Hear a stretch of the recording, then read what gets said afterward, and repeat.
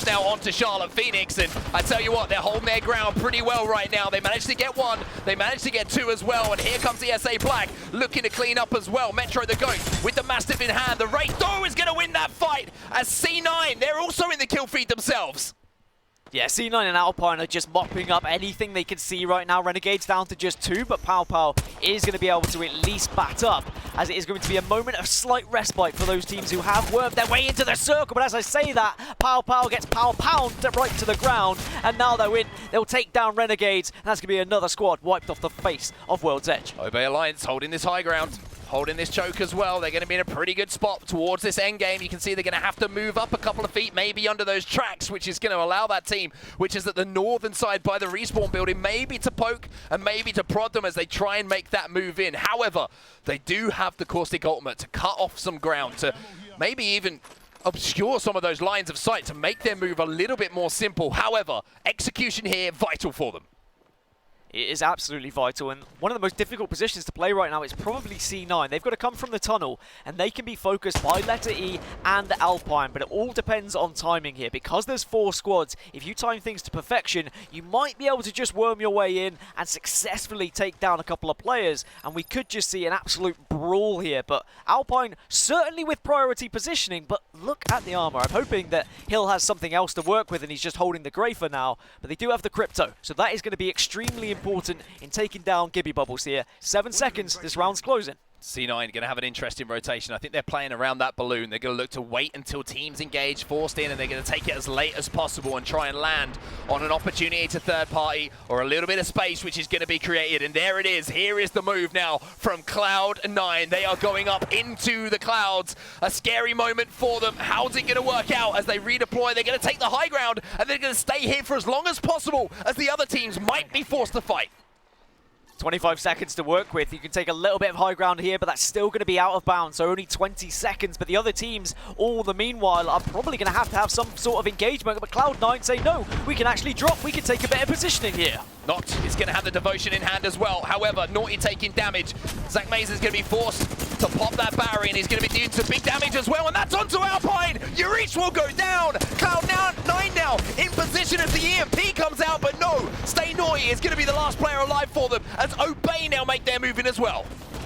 Cal Alpine get that third player back up as letter E, arguably in one of the better positions now. They've got so much armor, Scissors at a full red, and the Caustic Ultimate is going to be a real nuisance here. But here comes Alpine. They've been watching the entire time, and they are waiting for their moment to pounce. RKN in front of Moosin, and it will be Alpine. So G2, 5 squads remain again. Wow. They've had to traverse, it's almost like Lord of the Rings with the journey they've had to go through in this game, and they still are alive. 5 teams remain. We know letter E is one of them.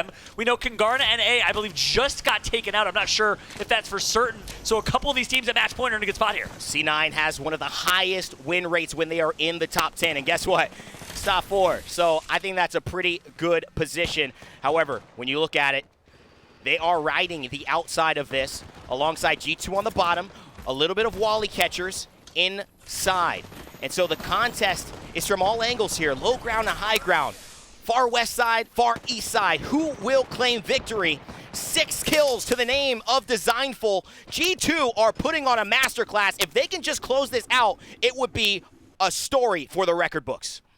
Absolutely, and you said it. C9, a 22% top 10 conversion to a win. So 22% of the games that C9 places top 10, they win. And we saw them do it at the last day of group stages. They went huge with a couple wins. We'll see if they can do it here. We got Cloud9, we got Sentinels, and we got G2 to close this out. 3 full teams of 3. This is going to be a fight for the ages, Rain Day. Would you want a Loba right now? Pull all this loot? I'd love a shield baby. swap. Can you imagine? Oh, but that's a Mia. Oh! And that's a Designful. I can't believe it. A Kramer. He just shut him down. The zone looked like it was going to pull, but that was just a mirage. And no, not the legend. He doesn't belong in here right now. Maybe after a couple buffs, it's all the top dogs. And C9 now have shown so much presence that gentrifying in G2, they're going to have a tough hill to climb, both literally and metaphorically. That's right. Here comes the push. And another shot's going to come through. Zach Mazur's on fire with the Kraber right now. Connects for 2. And that opens the door. Result to knocked. I don't know if they're going to get the revive off. C9 wants to push it. They've already gotten so many kills in this game, and they're not done yet. I've been so impressed by C9 so far. Man, G2, they got to be going down. 2 Kraber shots. That's it. It's C9 and Sentinels. Valkyrie. Sinox, what can he do? A missile strike right now would be beautiful. We're following along with Crust, though, and the damage is already ticking. Can the Kraber change it up? Oh, it certainly can. Crust, he gets hit. He's out of the fight as well. Will C9 be able to pull this one off? From down in the depths up to the top, it is Cloud9 in the clouds. What a win. And they have put themselves on the map for the championships. There are going to be a couple of kills. Hal has gone down, TSM down to just 2, but they might be able to get the res if they can hold off this one team on the other side of the tracks. Can you do enough damage? Is that C9? Who's pushing them right now? Oh, it's going to be all up to Ritz. He has to reload, but no, it's C9 who take out TSM. A massive moment in this game. They take it into their own hands. C9 saw the opportunity. They seized the opportunity, and now they have the chance to win the tournament. This is potentially C9's moment. They've had Godspot for so long. They take out their main competition, and they've got loot, and they've got armor. Now they just need to wait patiently and be one of the last teams to enter the fight. We're down to just 4. Over $250,000 on the line potentially for C9 here if they play perfect Apex. But have they given away their position? Do people know that C9 were the team to take down TSM? Maybe it doesn't matter, because when you've got Noct and Noi hitting shots like this, anyone could try and challenge them. They're just going to be pushed back.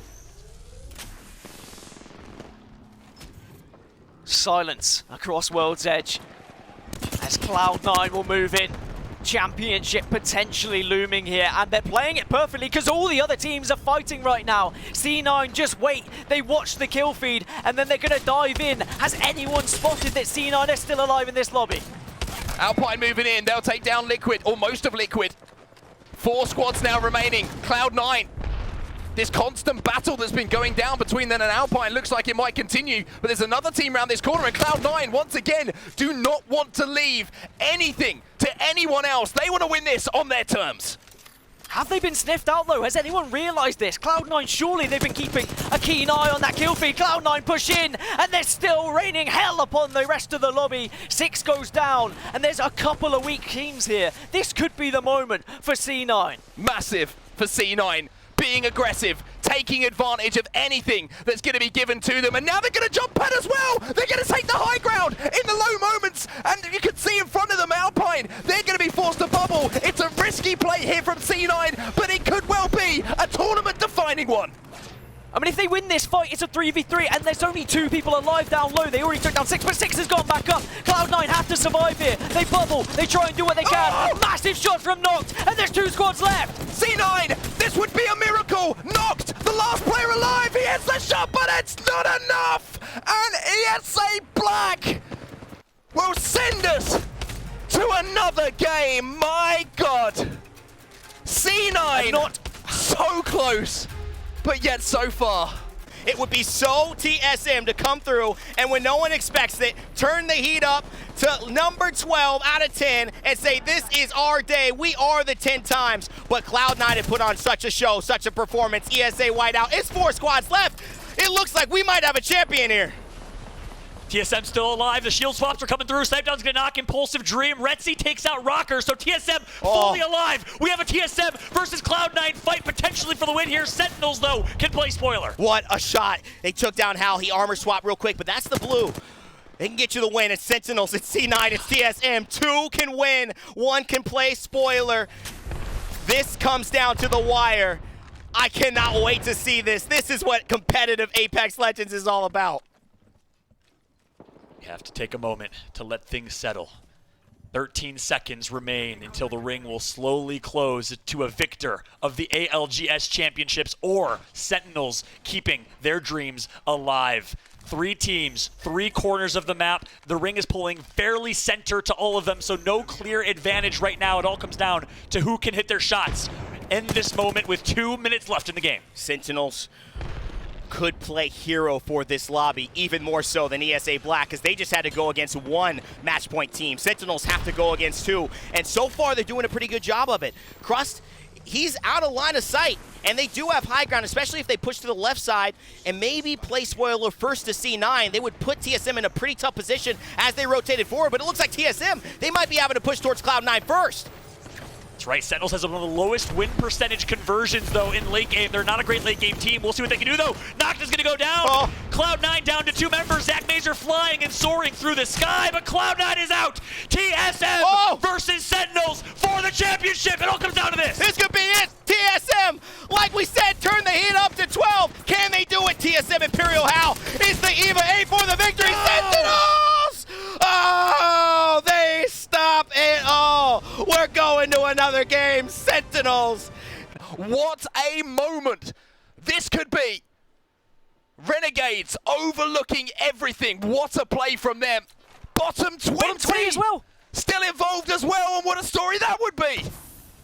Bottom 20, SSG, they have the chance to win the competition here, become your North American champions, but Renegades can spoil it all and take it to a Game 10 and arguably have one of the best positions right now. They've got all of the loot and they can push on and look on these teams with a head glitch. But a real question is on set, who's going to be the last one to enter the fight? Who can be that third party?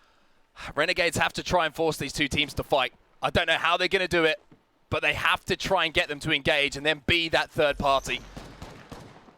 Whether it's an ultimate that's going to force them towards each other from Gibraltar, that might be the play.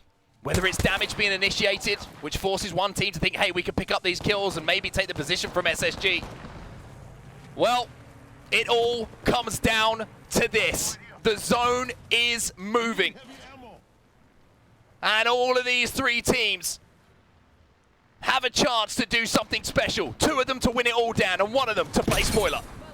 Oh, nice cracks there coming from the grenades. Big grenades from bottom 20. This is where you need to clutch up as an individual. This is where you need to hit your shots if you want to call yourself a champion, if you want to lift a trophy above your head. Renegades being slightly focused here, but they've done so much damage. Can they spoil the party? Oh, and it looks like they might. I tell you, SSG, they lose 1, but here comes bottom 20. They're coming in on the third party right now. Sorcerer has to bring out the EVA 8.